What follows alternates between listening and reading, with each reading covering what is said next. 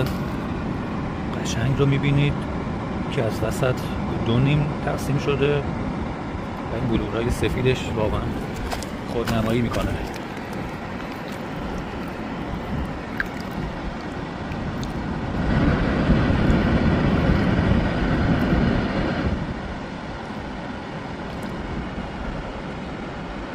اینا به درد حالا آکواریوم یا کارهای کلکسیونی میخوره.